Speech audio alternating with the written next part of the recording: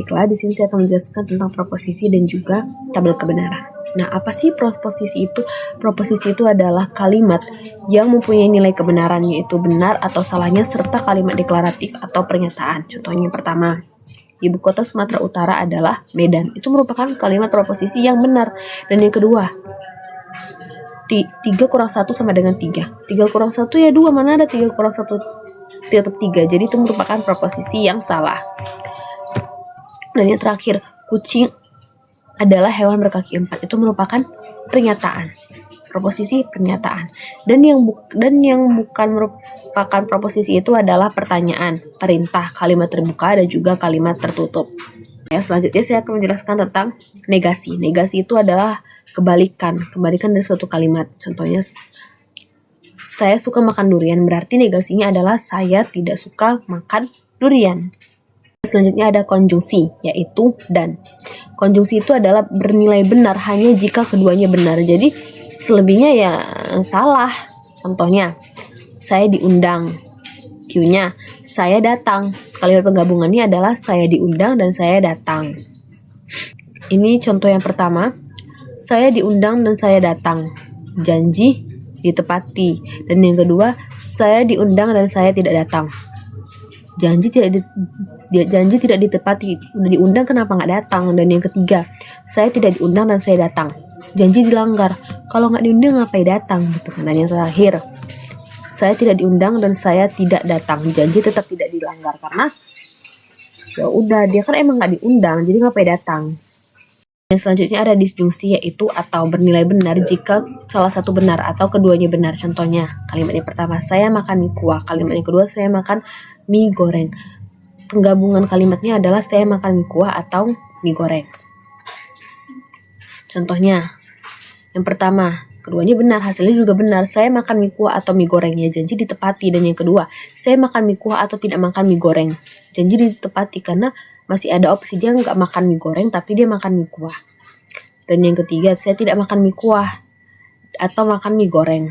Janji ditepati karena walaupun dia nggak makan mie kuah, dia masih makan mie goreng. Masih ada opsi yang dia lakukan. Dan yang terakhir, saya tidak makan mie kuah atau tidak makan mie goreng. Ini baru janji dilanggar karena dia tidak melakukan salah satu dari. Selanjutnya ada implikasi. Jika, maka. Hanya salah kalau P benar, tapi Q salah. Jadi selebihnya ya benar. Contohnya ya kalimat yang V. Saya lulus ujian. Maka ayah saya mendapat hadiah dari ayah. Penggabungan kalimatnya saya lulus ujian, maka saya mendapat hadiah dari ayah. Kalimat penjelasannya, jika saya lulus ujian, maka saya mendapat hadiah dari ayah. Janji ditepati. Dan yang kedua, jika saya lulus ujian, maka saya tidak mendapat hadiah dari ayah.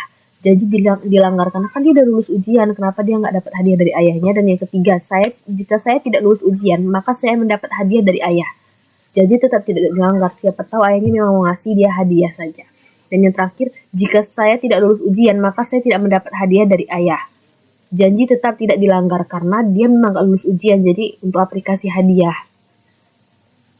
Selanjutnya yang terakhir ada diimplikasi, jika dan hanya jika. Benar jika P dan Q sama-sama bernilai sama. Kalau P-nya dan Q-nya itu benar, ya hasilnya benar. Kalau P-nya dan Q-nya itu hasilnya salah, hasilnya tetap sama-sama salah, hasilnya tetap benar. Kecuali salah satunya itu berbeda, maka hasilnya salah. Contohnya, ayah mendapatkan gaji, ayah bekerja. Penggabungan kalimatnya, ayah mendapatkan gaji jika dan hanya jika ayah bekerja. Yang pertama, ayah mendapatkan gaji jika dan hanya jika ayah bekerja. Janji ditepati, ya wajarlah.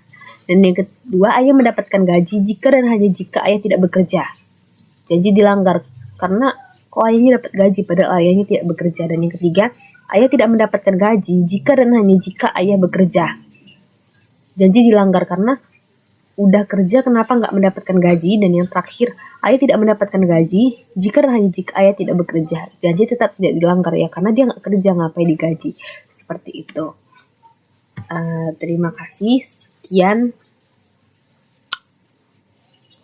penjelasan dari saya. Semoga penjelasan dari saya bisa membantu kalian dan menjadi pencerah bagi kalian semua. Terima kasih.